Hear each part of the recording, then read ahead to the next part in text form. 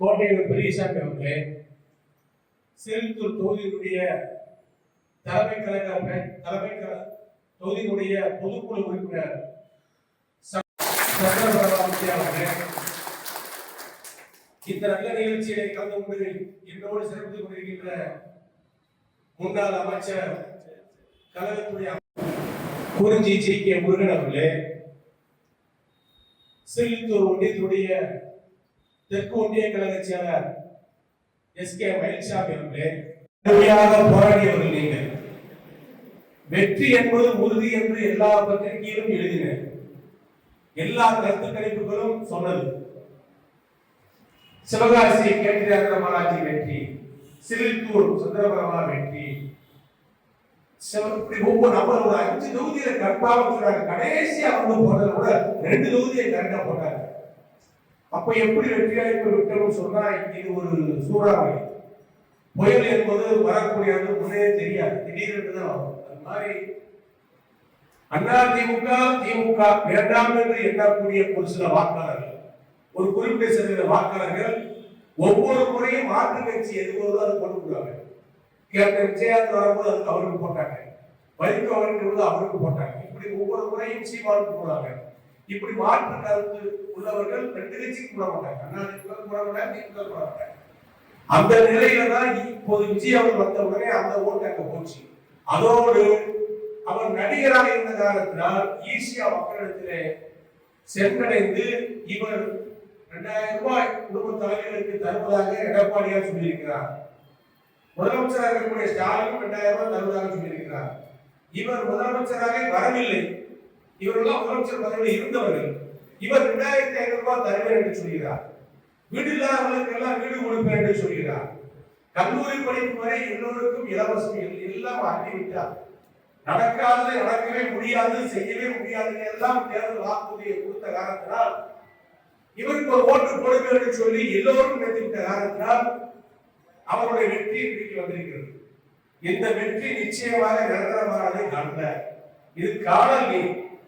இதை நம்பி போயிருப்பவர்கள் மீண்டும் தாய்களத்தில் இணைவதற்கு அனுமதி கேட்கிற காலம் விரைவில் வரும்.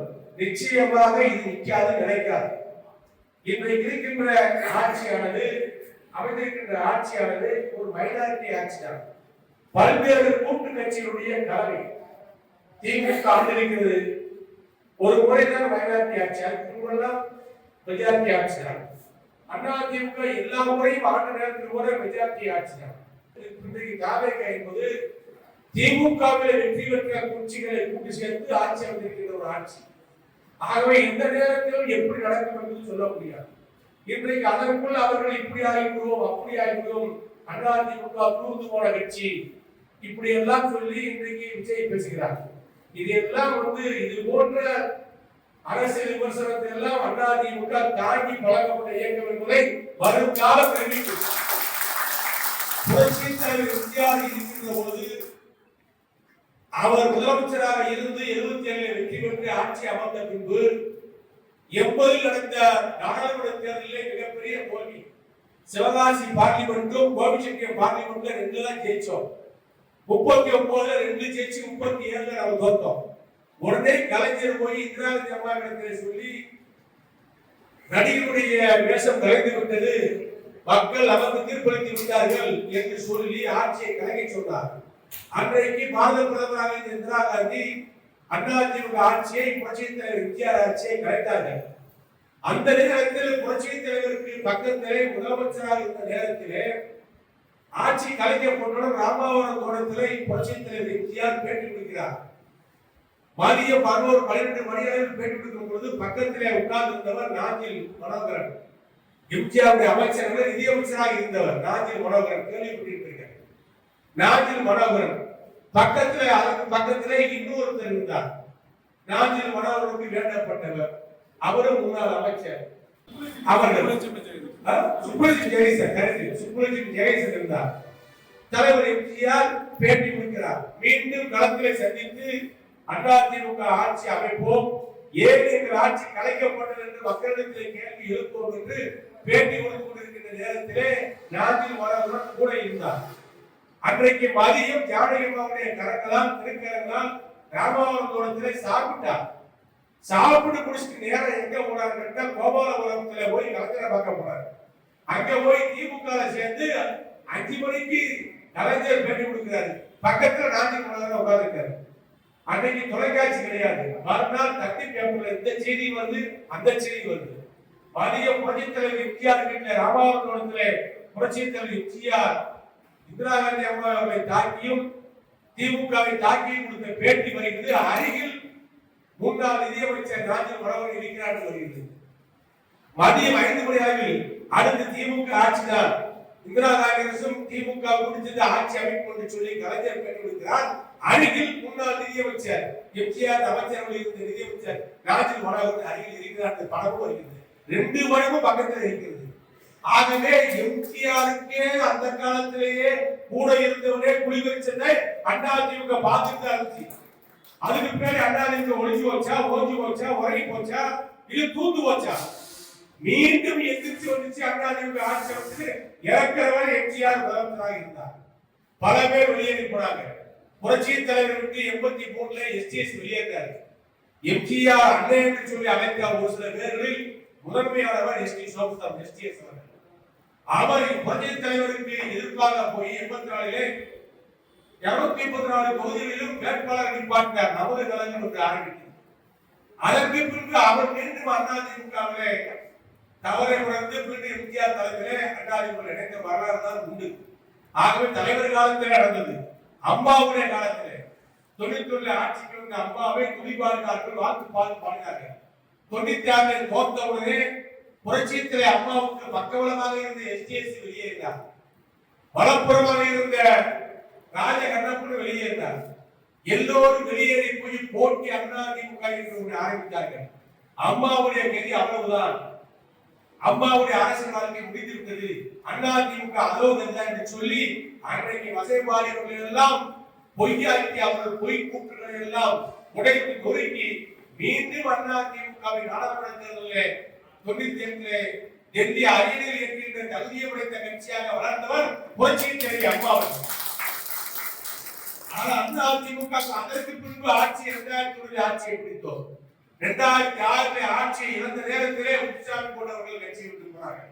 அதையெல்லாம் தாண்டி எத்தனையோ ஜாம்பான்கள் அம்மாவுக்கு அருகில் இருந்தவர்கள் கட்சியை விட்டு போன நேரத்திலும் அம்மா இந்த இயக்கத்தை கட்டி காப்பாற்றினார். அன்றைக்கு சொன்னார்கள், எம்ஜிஆர் இருந்தால் இது போல் நடக்குமா, தேர்தல் அம்மாவால் எம்ஜிஆர் ஆக முடியாது என்றெல்லாம் அம்மாவை ஒருமையை இருக்கிறார்கள். அதையெல்லாம் தாண்டி அம்மா இறக்குற நேரத்திலும் இறக்கும் வரை முதலமைச்சராக இருந்த வரலாறு அதிமுக. இன்றைக்கு எடப்பாடியார் அம்மாவுடைய மறைவுக்கு பின்பு முதலமைச்சராக பொறுப்பு வந்த எடப்பாடியார் 4 ஆண்டு காலம் அதிமுகவை நல்ல ஆட்சி நடத்திய தலைவராக விளங்கியவர் எடப்பாடியார். இதை மறுக்க முடியாது. அன்றைக்கு அவரை துதிபாடியவர்கள் எடப்பாடியார் ஒரு ராஜதந்திரி, எடப்பாடியார் போன்ற ஒரு தலைவர் இருக்கிற காலத்தில் தான் அம்மாவுடைய ஆட்சியை சிறப்பாக நடத்த முடியுது. 7.5% இடஒதுக்கீட்டு வாயிலாக அரசு பள்ளியில் படித்த மாணவர்களுக்கு மெடிக்கல் கல்லூரியில் படிக்கின்ற வாய்ப்பை பெற்றுக் கொடுத்த தலைவர் எடப்பாடியார் என்று புகழ்ந்தார்கள். அன்றைக்கு புகழ்ந்தவர்களுக்கு இன்றைக்கு இயற்கையாக தெரிகிறது. 4 ஆண்டு காலம் அதிமுகவை ஒரு அமாவாசை தாண்டாது என்ற திமுக நம்மை வசமாடிய நேரத்தில் 4 ஆண்டு காலம் அம்மா உயிரை கொடுத்து உருவாக்கிய ஆட்சியை 4 ஆண்டு காலம் நிலைநிறுத்தி காட்டிய தலைவர் எடப்பாடியார். அதற்கு பின்பு 2021 கிட்டத்தட்ட அம்மா 96 இரண்டாவது தேர்தல் சந்திக்கிற நேரத்தில் கூட 4 சீட்டு தான் ஜெயிச்சோம். 66 சட்டமன்ற உறுப்பினர்களை பெற்ற அதிமுக கட்சி கூட்டணி கட்சியோடு 75 சீட்டுகளை பெற்று பிரதான எதிர்கட்சி தலைவராக எடப்பாடியார் வந்தார். அதிமுக இன்றைக்கு பொலிவு இழக்கவில்லை, தோல்வி அடையவில்லை. இன்றைக்கு ஒரு மிகப்பெரிய சூறாவளி புயல் அதிமுகவா திமுக நேரத்தில் திமுக வேண்டாம் என்று எண்ணியவர்கள், அதிமுக வேண்டும் என்று எண்ணியவர்கள் கூட இந்த முறை விஜய்க்கு ஓட்டு போட்டு பார்ப்பாங்க, எப்படி நடக்குது என்று பார்ப்போம். 2500 ரூபாய் கொடுப்போம் என்று சொல்கிறாங்க, எல்லோருக்கும் வீட்டுக்கு ஒரு அரசு நகை என்று சொல்கிறாங்க என்றெல்லாம் எண்ணி நம்முடைய மக்கள் இதை நம்பக்கூடியவர்கள், தமிழ்நாட்டு மக்கள் இதை நம்பக்கூடியவர்கள், அதிலும் நம்முடைய தமிழ் பெண்கள் தமிழச்சிகள் யாரையும் நம்பி விடுவார்கள். அப்படி ஒரு ஏற்பட்ட நம்பிக்கையின் வாயிலாகத்தான் அந்த ஓட்டுகள் வேட்பாளரை பார்க்கவில்லை, யார் நிற்கிறார் என்று பார்க்கவில்லை, அவர் எப்படிப்பட்டவர் என்று பார்க்கவில்லை, விஜயை பார்த்தார்கள், ஓட்டு போட்டார்கள். இது எப்படி நிற்கும்? இங்கே சந்திரபிரபா நிற்கிறார். அவர் எப்படிப்பட்டவர்? சிறுத்தூர் தொகுதிக்கு சரியானவரா? அவர் நம்ம போன பார்த்து பேசுவாரா?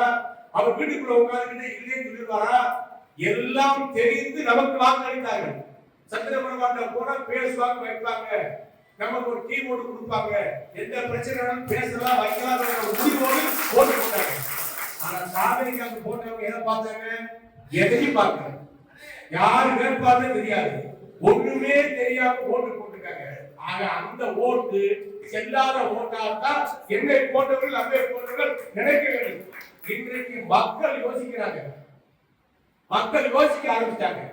இன்னைக்கு நன்றி சொல்லி சந்திரபிரபாவோ நம்முடைய ஒன்றிய அமைச்சர் பகுதிக்கும் காட்சாவரம் பகுதிக்கும் ராமசாயபுரம் பகுதிக்கும் மகராஜபுரம் பகுதிக்கு போய் இருந்தாங்கன்னா 100 பேர் வந்து நிற்பாங்க. எப்படிப்பா இருக்கு, நாங்கெல்லாம் உணர்ந்தாம ஓட்டு போட்டோம் என்னமா நடந்துச்சுதான் கேட்பாங்க. இந்த சந்தேகம் எல்லாருக்கும் ஓடுது. ஓட்டு எப்படி போச்சு, என்ன ஆச்சுன்னு தெரியல. அது ஒரு நடக்கட்டும். இன்னைக்கு அந்த நிலைமை இருக்கு. உனக்கு தான் ஓட்டு போட்டோமான்னு சொல்லக்கூடிய பாக்குறோம். சிவகாசி என்னென்ன பேசுறாங்க, விருதுநகர்ல பேசுறாங்க, ராஜபாளையத்துல பேசுறாங்க, பாக்குறோம். ஆனா இன்னைக்கு ஜெயிச்சிருக்கிற எம்எல்ஏக்கு இவங்க போய் ஒரு இடத்துல நிக்க நடிச்சுல போட்டோம்.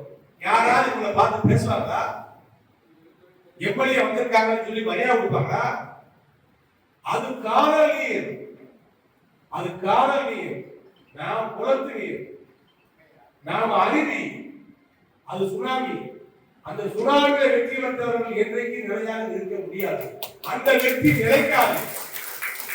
எனக்கு தெரிந்த அளவுக்கு சொல்கிறேன், புரட்சித் தலைவர் எம்ஜிஆருக்கு ஏற்பட்ட சோதனை இயக்கத்தில் அவ்வளவு பேர் கவனிச்சு எம்ஜிஆருக்கு இருந்த தலைவர்கள் வெளியேறாங்க. அம்மாவுக்கு அவ்வளவு சோதனை வச்சு அம்மாவோட தலைவர்கள் வெளியேறாங்க. இன்னைக்கு எடப்பாடியாருக்கு வந்திருக்கு. இன்னைக்கு எடப்பாடி போயிட்டவங்க எம்எல்ஏ ரிசைன் பண்ணிருக்கீங்க, திரும்ப யாராவது எம்எல்ஏ வர முடியுமா? அவர் வாழ்க்கையிலே சட்டமன்ற உறுப்பினர் பதவியை நினைக்க முடியுமா? ரெட்டலை சின்னமும் எடப்பாடியார் முதலமைச்சராக வர வேண்டும் என்று அதிமுக ஆள வேண்டும், அதிமுக ஆட்சி வேண்டும் என்று சொல்லிதான் ரெட்டலைக்கு இவர்களுக்கு வாக்களித்தார்கள். அந்த வாக்குகளை வாங்கிய இவர்கள் ரிசைன் பண்றாங்க. என்ன அர்த்தம்? இனிமே உங்களுக்கு மக்கள் ஓட்டு கிடைக்கவே கிடைக்காது, கொடுக்க மாட்டாங்க. அதற்குரிய சூழ்நிலை அமையும். ஆகவே நீங்க அத்தனை பேரும் தைரியமாக இருக்கிறது.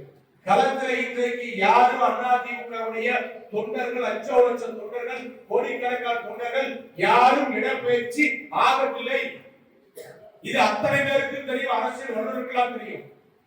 தலைவராக இருக்கக்கூடியவர்கள் அங்கே போக அதை சாய்த்து விடலாமா, மண்ணடித்து விடலாமா, மண்ணள்ளி விடலாமா, அங்கே கூட கல்லடித்து விடலாமா, அங்கே கூட டிராக்டர் வாங்கிடலாமா, போஸ்டிங் போடலாமா என்று சொல்லி நாம் உலகத்தோடு போனவர்கள். இவர்களை பற்றி அவர்களுக்கும் தெரியும், ஏன் இவர்கள் வருகிறார் என்று அவர்களுக்கு தெரியும். ஆனால் அதிமுகவில் இங்கே அமர்ந்திருக்கக்கூடியவர்கள் லட்சியவாதிகள், லட்சிய இளைஞர்கள். எம்ஜிஆர் ஆட்சி வர வேண்டும், அம்மாவுடைய ஆட்சி வர வேண்டும், எடப்பாடி ஆட்சி வர வேண்டும், ரெட்டலை ஜெயித்து வரும் என்று எண்ணக்கூடிய கோடிக்கணக்கான தொண்டர்கள் ஒருவர் கூட அடிமாறவில்லை. அடிமாறக்கூடிய முன்னாள் அமைச்சர்களோ முன்னாள் சட்டமன்ற உறுப்பினர்களோ அத்தனை பேரும் வந்து மக்களால் ஓரங்கட்டப்பட்டவர்கள், ஒதுக்கப்பட்டவர்கள். இன்றைக்கு அவர்கள் போய் என்ன சாய்க்கிறார்கள்? காலம் மாறுகின்ற காட்சியை நாம் அத்தனை பேர் பார்த்தோம். சிறுத்தூர் தொகுதியிலே எடுத்துக்காட்டாக எடுத்துக் கொள்ளுங்கள். சிறுத்தூர் நகராட்சியில் இன்றைக்கு யாரிடத்துல போய் என்ன சொல்ல என்ற கேள்வி எங்களுக்கு வந்து கொண்டிருக்கிறது. பிரச்சனை யாரிடத்துல பேசுவது? முத்துராசனை பேசலாமா? இன்பத்தமிழ் சொல்லலாமா? குருதி உருவனை சொல்லலாமா? சுப்பாவை சொல்லலாமா? பெருமாள் பிச்சனை சொல்லலாமா? சரி, சந்திரபுரவை பார்த்து சொல்லலாமா? முத்தியாவை பார்த்து சொல்லலாமா என்ற நிலையில எண்ணக்கூடியவர்கள் யோசிக்கிறார்கள். நம்ம சடைப்பார்களே, நாங்கள் அதிகாரம் இல்லாமல் இருக்கிறோம் என்று சொல்வார்களே, அப்போது யாரிடத்திலே போய் பிரச்சனையை சொல்ல? நகராட்சியில ஒரு பணி நடக்கும் சொன்னால் யாரிடத்திலே சொல்ல என்று அவர்களுக்கு தெரியவில்லை, புரியவில்லை. அதிமுக ஆட்சி அமைந்திருக்கும் சொன்னால் ஒவ்வொரு கிராமத்திலையும் 10 பேர் இருப்பார். அந்த 10 பேரை யாருக்கையாவது ஒரு ஆளை சொன்னா போதும். ஒரு ஆளை சொன்னா உடனடியாக ஒன்றிய சாலை தவறும், சட்டமன்ற உறுப்பினருக்கு வரும், எங்களை கூடத்துக்கு வரும், அந்த பிரச்சனை முடியும். இன்னைக்கு எங்க வேலை நடக்குது, எந்த பணி நடக்குது? இது ஒரு மாயாஜால வித்தையை காட்டி வந்திருக்கிறார்கள். ஆகவே நிச்சயம் இது ஜெயிக்காது, கிடைக்காது. ஆகவே நம்முடைய இயக்கத்துடைய கிளைக்கழக செயலர்கள் நம்முடைய இயக்கத்துடைய வட்டக்கழக செயலர்கள் தைரியமாக இருங்கள், நிம்மதியாக இருங்கள். நல்ல எதிர்காலம் அதிமுக உண்டு. நல்ல எதிர்காலத்தை எடப்பாடி அமைத்து கொடுப்பார். அதற்குரிய சூழ்நிலைகள் உருவாகும். அப்போது நாங்கள் உங்களுக்கு துணையாக இருந்து உங்களை நல்ல இடத்துக்கு உங்களை அழைத்து செல்கிறோம். அதிமுக ஒன்றும் இப்போது பலவீனமான இயக்கமாக இல்லை. இன்றைக்கும் ஓட்டு சதவீதத்தை பார்க்கின்ற பொழுது 0.7% அதிமுகவுக்கு தான் ஓட்டு அதிகம்.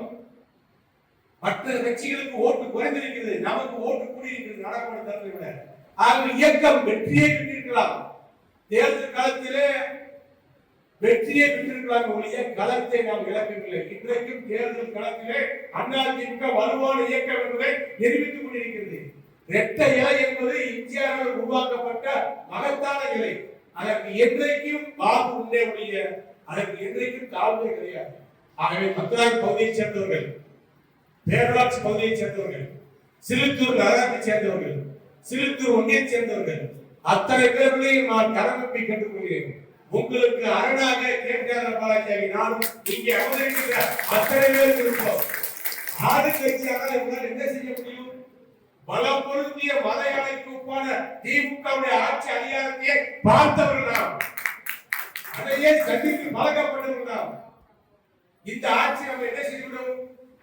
நாம் தவறு செய்கின்ற கூட்டமா, மக்களுக்காக உழைக்கின்ற கூட்டம். ஆகவே யாரை கண்டும் நாம் பயப்பட வேண்டிய அவசியம் இல்லை. கட்சியினுடைய தலைவர் எடப்பாடிக்கு கட்டுக்கொள்வோம், அதிமுக கட்டுக்கொள்வோம், அதிமுக ஆளுகிற இடத்துக்கு வருவதற்காக உழைப்போம். நிச்சயமாக உங்களுக்கு உறுதுணையாக என்றைக்கும் நாங்கள் இருப்போம் என்ற, நான் இருப்பேன் என்ற, நாங்கள் அத்தனை பேர் இருப்போம் என்ற உறுதியை சொல்லி